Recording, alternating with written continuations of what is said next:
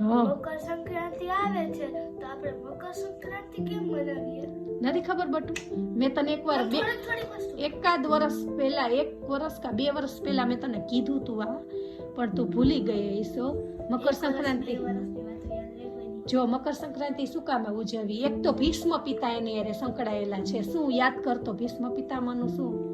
મને ખબર છે. બોલ જોઈ, ઈ તો ખબર જ હશે. ભીષ્મ પિતા છે ને એને ઈચ્છા મૃત્યુ માંગ્યું. હા, એને છે ને ઈચ્છા મૃત્યુનું વરદાન હતું, એટલે એને એવો નિર્ણય કર્યો હતો કે મારું મૃત્યુ ઉત્તરાયણના દિવસે થાય. એટલે એના અને ગમે તે અત્યારે કળિયુગમાં પણ જે કોઈ પણ ઉત્તરાયણના દિવસે જેનું મૃત્યુ થાય ને એ મોક્ષ પામે. અને બીજું, દેવો અને દાનવો સાથે જે યુદ્ધ થયું હતું ને તે મકર સંક્રાંતિના દિવસે પૂરું થયું હતું. અને ત્રીજું, શનિદેવ અને સૂર્યદેવનું તે દિવસે મિલન થયું હતું. બે તો બાપ દીકરા જ હતા ને. સૂર્ય એના પિતા છે શનિના, પણ તે દિવસે એ બે મળ્યા હતા.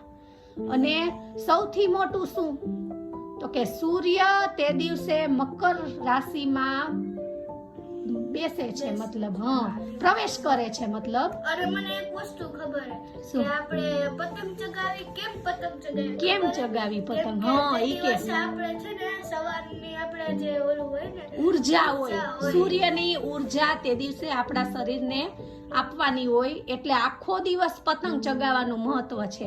કેમ કે પતંગ ઘરમાં ચગે નહીં, એટલે આપણે અગાસીએ જવું પડે. એટલે એનું મહત્વ છે કે આપણે અગાસીએ જઈ કે બહાર ગ્રાઉન્ડમાં, ગામડામાં ગ્રાઉન્ડમાં થી પતંગ ચગતી હોય, પવન હોય ને તો, એટલે આપણે તડકામાં રહી શકી, એટલે મહત્વ છે. તો હવે સમજાણું ને મકર સંક્રાંતિનું મહત્વ? હવે પહેલા નહીં સમજાવજો હો.